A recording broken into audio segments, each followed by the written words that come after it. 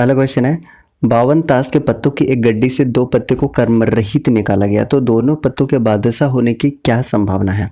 यानी कि ये प्रोबेबिलिटी का क्वेश्चन है। अब देखिए ऐसे क्वेश्चन को सॉल्व करने से पहले आपको थोड़ा सा कंसेप्ट पता होना चाहिए ताश का। टोटल कितना, तो टोटल 52 पत्ते होते हैं। ये 2 ग्रुप में डिवाइड होते हैं, एक तो रेड में, ठीक है, और एक ब्लैक में, ठीक है। अब देखिए इसमें भी 2-2 ग्रुप में ये बटा होता है, 2-2 ग्रुप में बटा होता है, 13-13 के ग्रुप में, ठीक है, 13-13 के ग्रुप में, तो टोटल 4 ग्रुप बन गए। अब देखिए चारों का अलग अलग नाम होता है, नाम मैं बता दे रहा हूँ एक बार। ये हुकुम, उसके बाद चीड़ी, ये ब्लैक वाला हो गया, राइट। उसके बाद रेड की बात करते हैं तो रेड में आपको पान देखने को मिलेगा और ईंट देखने को मिलेगा। क्लियर।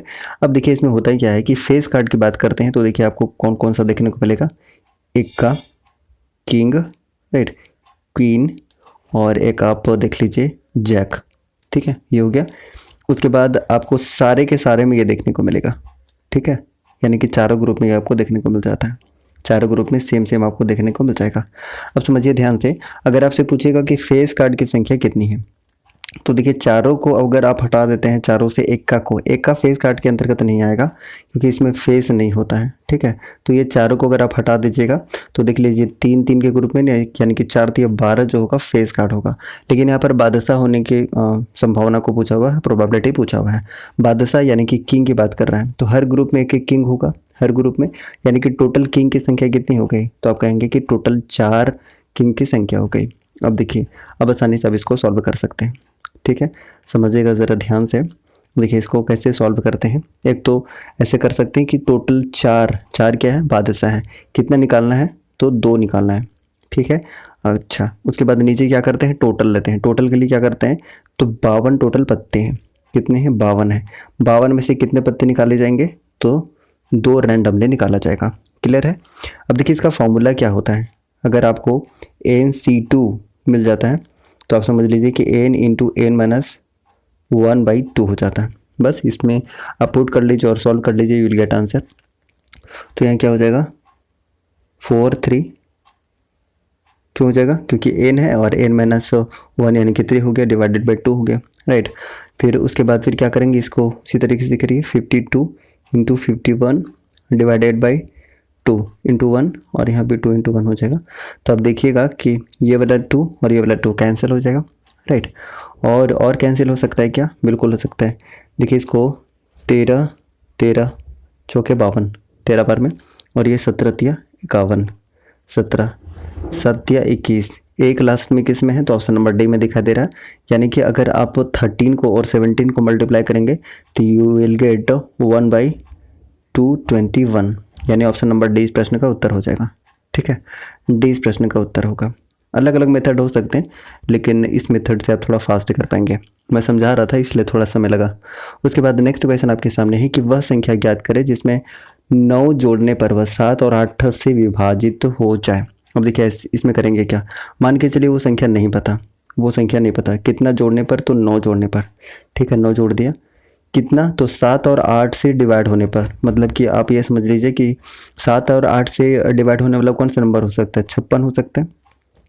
अब देखिए 56 को 56 से डिवाइड कर सकते हैं ना, मतलब 9 में क्या जोड़ेंगे, 56 बन जाएगा, 47 इस प्रश्न का उत्तर हो जाएगा, ए ऑप्शन, ठीक है, ए ऑप्शन इस प्रश्न का उत्तर हो जाएगा। नेक्स्ट क्वेश्चन नंबर 3, ये भी काफ़ी ईजी है, ये तो काफ़ी ईजी है वैसे।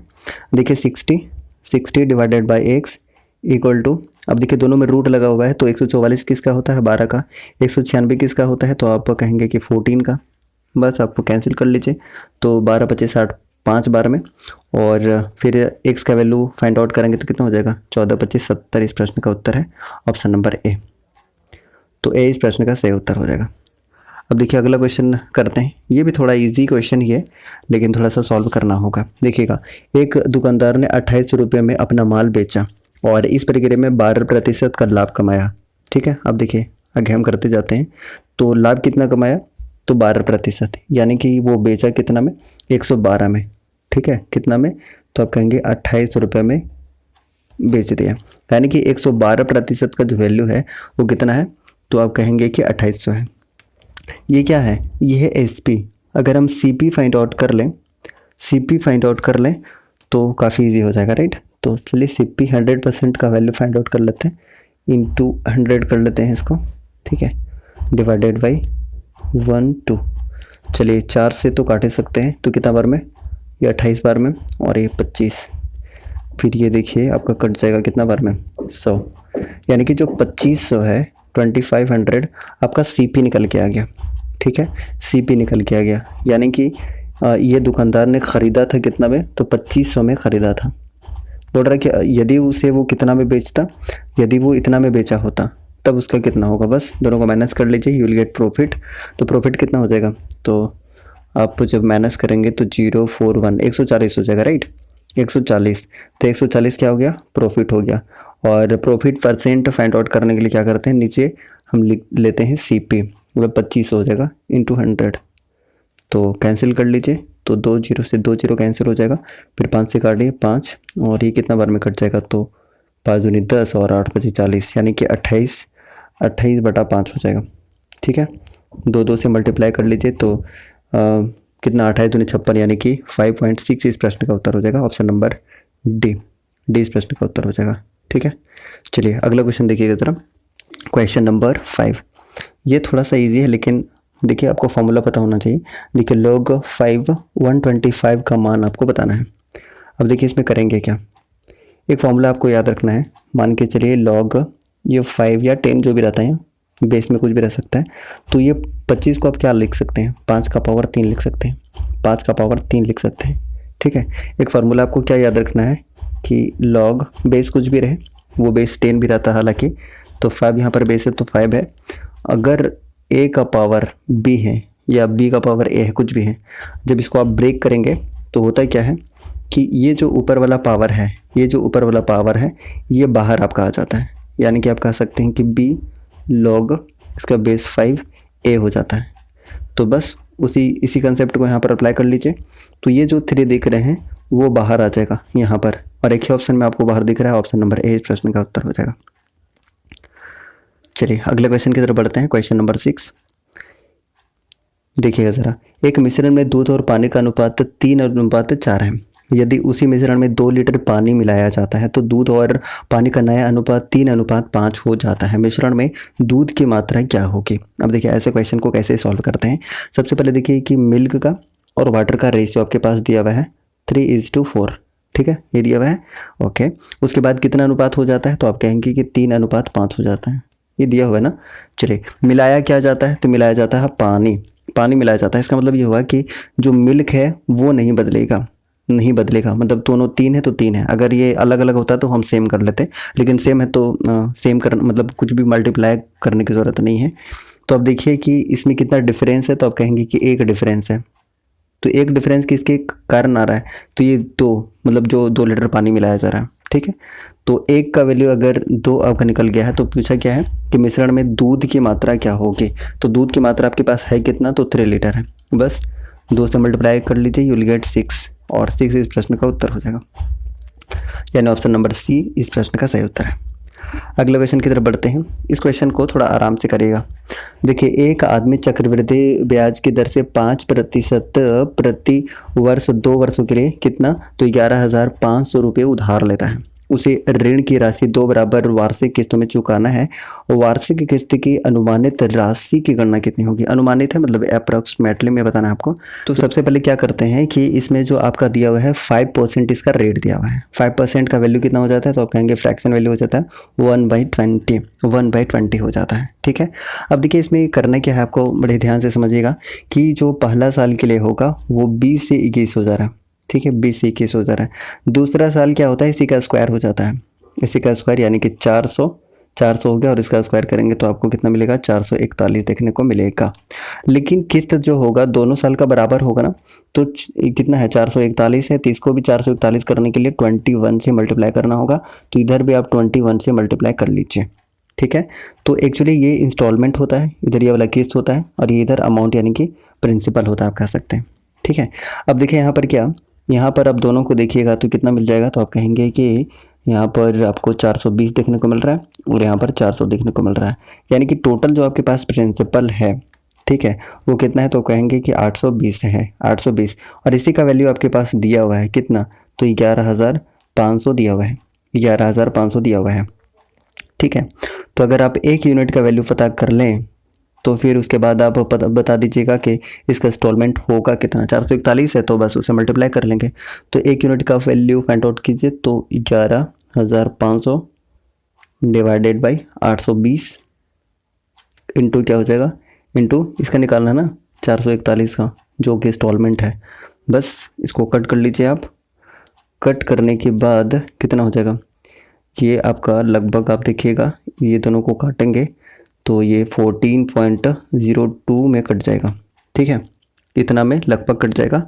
और जब दोनों को आप मल्टीप्लाई करेंगे यानी कि 14.02 को और 441 को, तो आपको लगभग कितना मिल जाएगा, 6182, जिसको आप अप्रॉक्स में आप मान के चल सकते हैं। ऑप्शन के अनुसार थोड़ा देखना होगा, तो ऑप्शन के अनुसार देख लीजिए 6185 आपको देखने को मिल रहा है, यानी कि ऑप्शन नंबर ए इस प्रश्न का उत्तर आप कर सकते हैं। ए इस प्रश्न का उत्तर हो जाएगा। ठीक है, थोड़ा कैलकुलेट तो करना ही होगा। अगला क्वेश्चन देखिएगा ज़रा, लंबा ज़रूर है लेकिन काफ़ी इजी है ये। राधा की गणित की परीक्षा में 150 प्रश्न अर्थात 20 अंक गणित के हैं, उसके बाद 60 बीज गणित के और 70 ज्यामिति से थे। उसने अंक गणित, बीज गणित और ज्यामिति से क्रमशः 70, 40 और 60 प्रश्नों का सही उत्तर दिया था। वह परीक्षा में अनुत्तीर्ण रही क्योंकि सफल होने के लिए न्यूनतम 70% अंक चाहिए थे। परीक्षा में उत्तीर्ण होने के लिए कितने और प्रश्न उसे सही उत्तर देना था। हम देखिए बहुत आसानी से करेंगे। तो आपके पास टोटल कितना दिया हुआ है, तो 150 क्वेश्चन दिया हुआ है और 150 में भी डिस्ट्रीब्यूशन ये बता दिया है कि अंक गणित से उसका कितना है, तो आप कहेंगे कि 20% है, राइट। उसके बाद बीज गणित से कितना है, तो बीज गणित से वो कितना किया है, तो 60 किया है। और ज्यामिति से कितना किया है, तो ज्यामिति से किया है कितना, 70 क्वेश्चन किया है। अब समझिएगा। अब देखिए इसमें क्या किया है कि ये 70% इसमें लाया है अंक गणित में, राइट।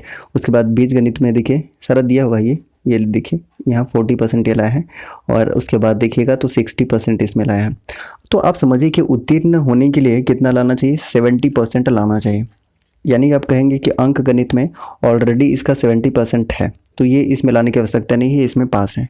तो फेल कहाँ ये हो रहा है, तो इसमें अगर वो 30% और ले आता तो पास हो जाता, इसमें 10% ले आता तो पास हो जाता। तो हम बहुत ही आसानी से करते हैं, ऐसा करते हैं कि 60 क्वेश्चन थे ना, 60 क्वेश्चन थे, इसका 30% कितना हो जाएगा, तो आप कहेंगे कि 18 हो जाएगा, 18 हो जाएगा।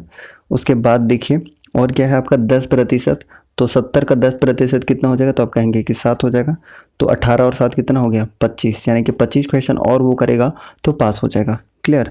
तो आंसर क्या हो जाएगा, ऑप्शन नंबर डी, 25 क्वेश्चन और करना होगा। अब 9 नंबर क्वेश्चन में क्या करना है कि आरोही क्रम में लगाना है। अब देखिए ऐसे क्वेश्चन को कैसे सॉल्व करते हैं, तो पहला 2 आप फ्रैक्शन को क्या करेंगे, कंपैरिजन करेंगे कि दोनों में छोटा कौन है। तो कंपैरिजन करने के लिए आप ऐसे तरीके से क्रॉस मल्टीप्लाई कर लीजिए, तो 9 9 81 के नीचे इसका लिख लीजिए और उसके बाद 11 8 88, इसके नीचे 88 लिख लीजिए। अब बताइए कि दोनों में बड़ा कौन है, तो बड़ा ये वाला है, यानी कि 8/9 जो है ये बड़ा है, क्योंकि आरोही करना है यानी कि छोटा से बड़ा करना है, तो सबसे पहले छोटा फाइंड आउट करना होगा, तो बड़ा वाला को एलिमिनेट करते जाएंगे। तो ये तो एलिमिनेट हो गया, यानी कि ये वाला जो है बीच वाला आपका एलिमिनेट हो गया। ठीक है, तो आप कहेंगे कि बीच वाला जो है वो एलिमिनेट हो गया।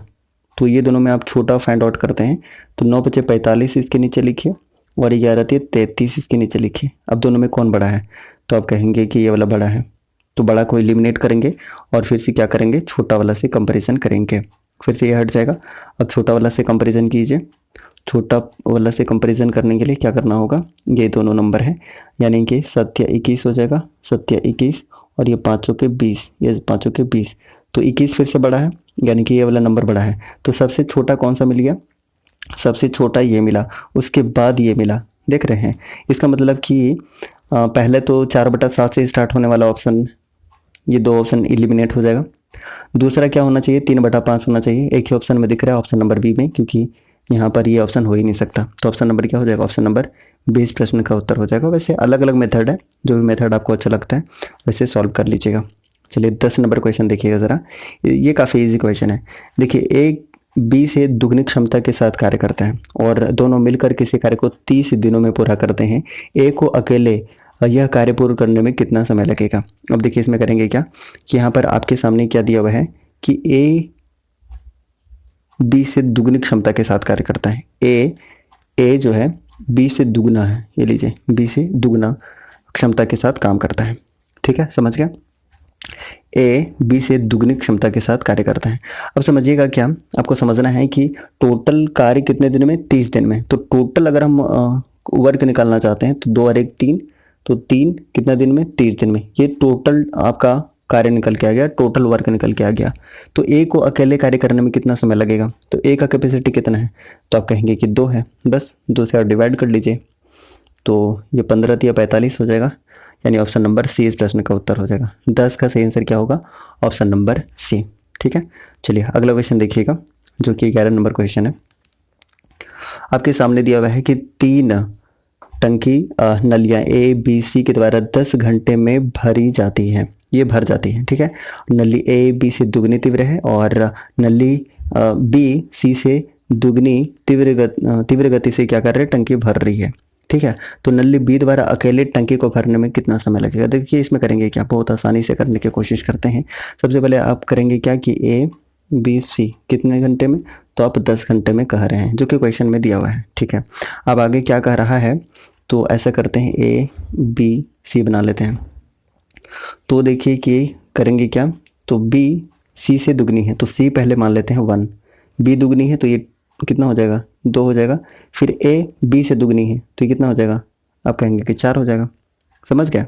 ठीक है, अब देखिए इसका सारा का सारा कैपेसिटी निकल के आ गया, कैपेसिटी निकल के आ गया। तो टोटल आप इसमें जैसे आप टोटल वर्क निकाल रहे थे उसी तरीके से इसका टोटल निकालेंगे तो कितना हो जाएगा, तो आप कहेंगे कि ये देखिए 6 और 1 7, 7 × 10, ये है ना 10 तीनों करके, तीनों मिल के भर रहे हैं। तो ये टोटल क्या निकल के आ गया, टोटल ये निकल के आ गया। अब टोटल निकल के आ गया बी द्वारा, तो बी का कैपेसिटी कितना है, तो कहेंगे कि बी है। बस जिसका कैपेसिटी पूछ रहा है उसे से डिवाइड करेंगे, तो बस 5 से 1 कट जाएगा, 7 × 5 = 35। इस प्रश्न का उत्तर हो जाएगा ऑप्शन नंबर बी। ठीक, चलिए एक और क्वेश्चन आपके सामने है, क्वेश्चन नंबर 12। इसको देखिएगा, लॉग वाला क्वेश्चन काफ़ी पूछ रहा है वैसे, लेकिन काफ़ी ईजी क्वेश्चन होता है। अब देखिए आपको एक और फार्मूला याद रखना चाहिए कि अगर लॉग इसका बेस अगर 10 है, ठीक है, और a/b है, a/b है, तो क्या होता है कि ये माइनस हो जाता है, यानी कि log base 10a minus log base 10b, यानी कि अगर ये डिवाइड में है तो ये माइनस में हो जाता है। ये फार्मूला में आपको पुट करना है, बस पुट कर लीजिए, ये वाला वैल्यू देख लीजिए। तो आप कहेंगे कि लॉग 1.5, तो पॉइंट हटाएंगे 10 आ जाएगा, तो 3 2, और देखिए लॉग 3 का और लॉग 2 का दोनों का वैल्यू दिया हुआ है, बस दोनों को आप माइनस कर लीजिए। तो माइनस करने के बाद आपका ऑप्शन नंबर ए इस प्रश्न का उत्तर हो जाएगा। चलिए अगला क्वेश्चन देखिएगा, ये थोड़ा सा आराम से देखना पड़ेगा। ठीक है, देखिएगा ज़रा, इसमें क्या है कि यदि एक त्रिभुज एक्स वाई जेड में उनकी माध्यिकाएँ, इनका माध्यिका है जेड एम। चलिए इसको डायग्राम बनाएंगे, उसके बाद ही क्लियर होता चला जाएगा। एक डायग्राम बनाते हैं। सबसे पहले आपके सामने दिया हुआ है एक्स वाई जेड, समझिएगा ज़रा। अब क्या है जेड एम, मतलब इसका माध्यिका यहाँ पर एम हो गया। फिर वाई एन, तो यहाँ पर ये हो जाएगा। तो यहाँ पर किस बिंदु पर काटता है परस्पर, तो परस्पर ये ओ बिंदु पर काट रहा है। तो देखिए यहाँ पर एक ये त्रिभुज बन गया, ये वाला एक त्रिभुज बन गया। ठीक है, तो ये वाला त्रिभुज और टोटल जो एक्स वाई जेड है दोनों का अनुपात पूछा हुआ है। अब देखिए ऐसे क्वेश्चन को सॉल्व करने के लिए थोड़ा सा आप समझिएगा, समझ जाइएगा। मान के चलिए हमने एक त्रिभुज बना लिया है और इसके तीनों माध्यिका को हम इस तरीके से मिलाते हैं, तो आप कहेंगे कि ये चारों है वो बराबर बराबर हिस्से में बट गया। ठीक है, बराबर बराबर हिस्से में बट गया।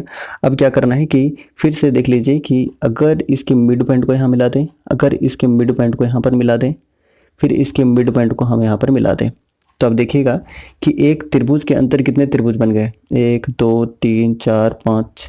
ठीक है, कितने त्रिभुज बन गए, टोटल 6 त्रिभुज बन जाते हैं, टोटल 6 त्रिभुज बन जाते हैं, ये आपको समझना है। तो 2 4 6, टोटल 6 त्रिभुज बन गए। बीच में देखिए एक बार दोबारा से देख लीजिए कि 6 त्रिभुज इसके अंतर्गत बन जाते हैं। ये देखिए मैंने इस तरीके से मिला लिया, इस तरीके से मिला लिया, इस तरीके से मिला लिया।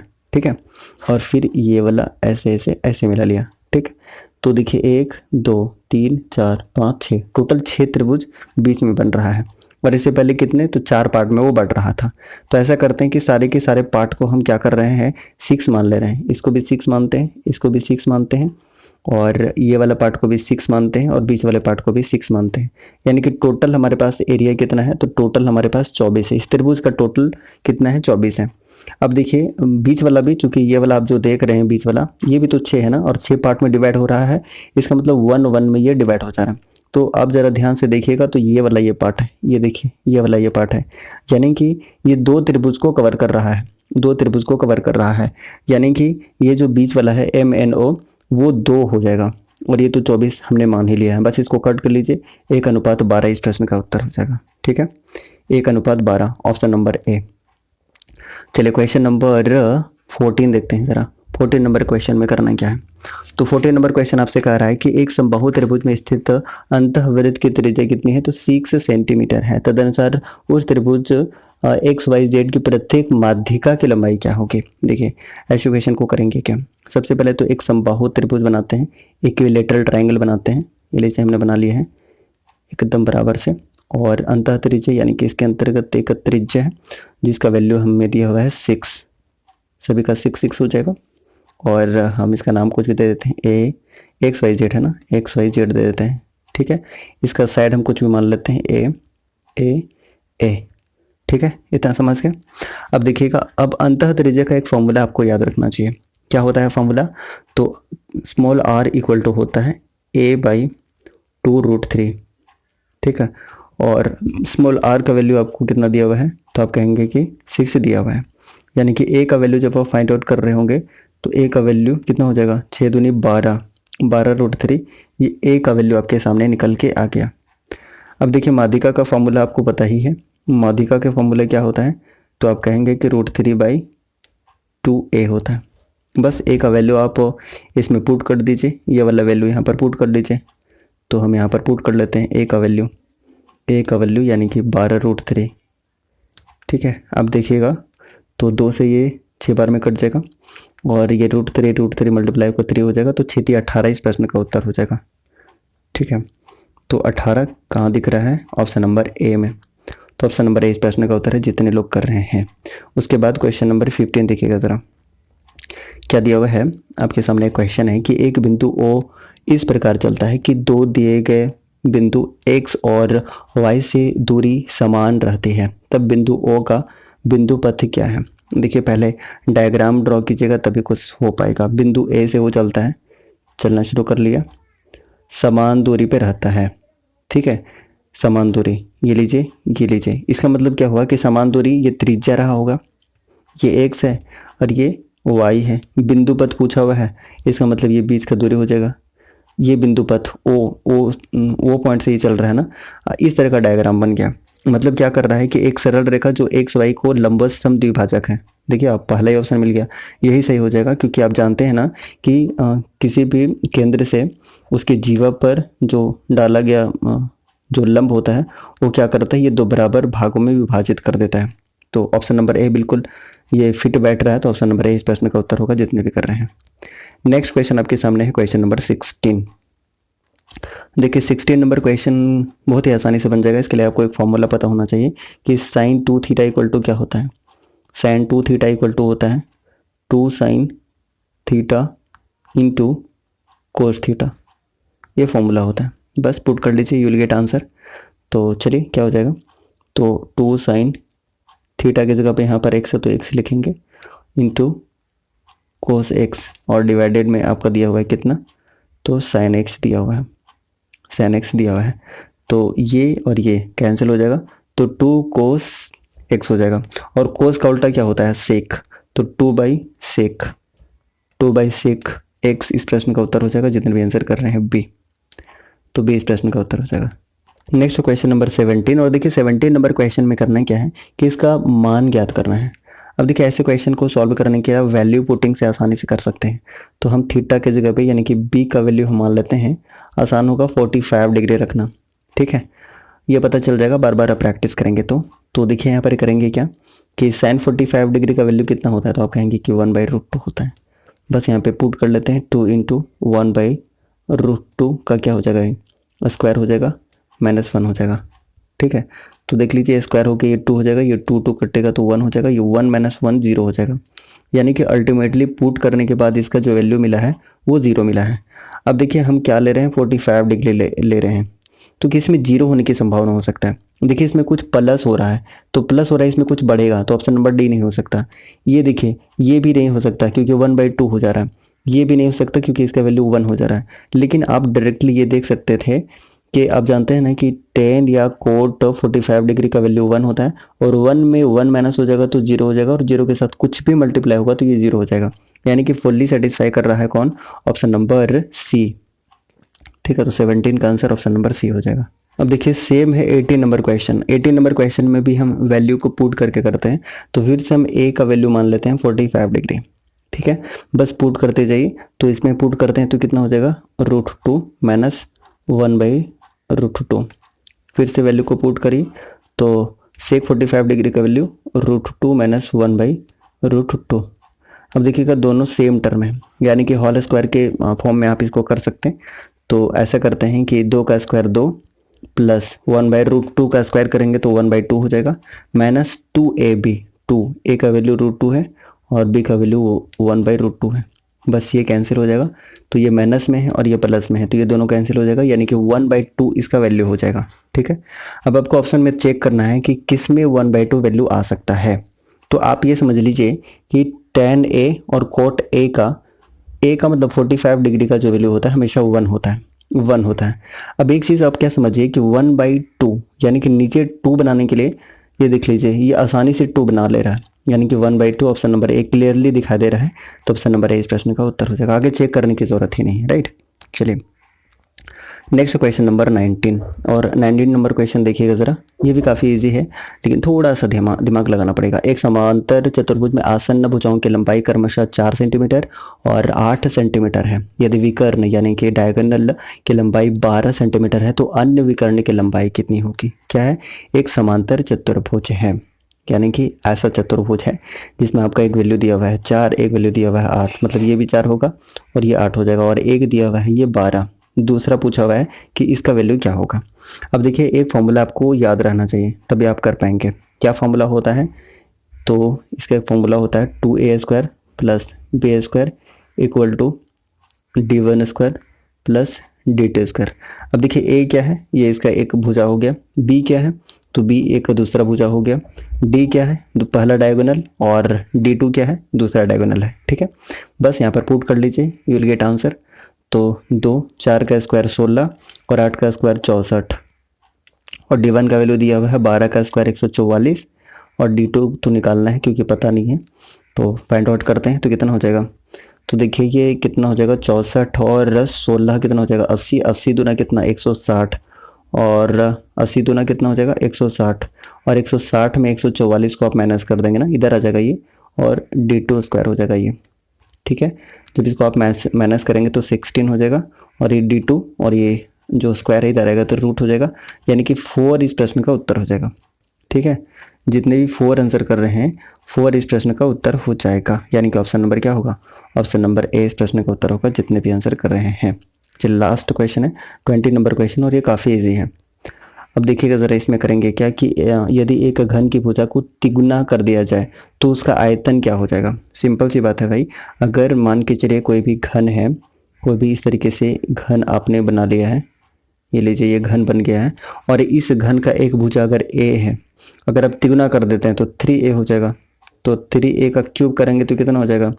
होता है a क्यूब, ठीक है, लेकिन कितना गुना बढ़ रहा है? तो 3 3 9 27, तो ऑप्शन नंबर ए इस प्रश्न का उत्तर होगा। तो ईजी है ये, तो ऑप्शन नंबर ए इस प्रश्न का उत्तर हो जाएगा। देखिए रीजनिंग भी आपको 20 क्वेश्चन दे दिया जाएगा। आज का सेशन आपको कैसा लगा एक बार ज़रूर बताइएगा सारे लोग कमेंट करके, और मिलते हैं नेक्स्ट किसी वीडियो में। तब तक के लिए जय Hind, have a nice day.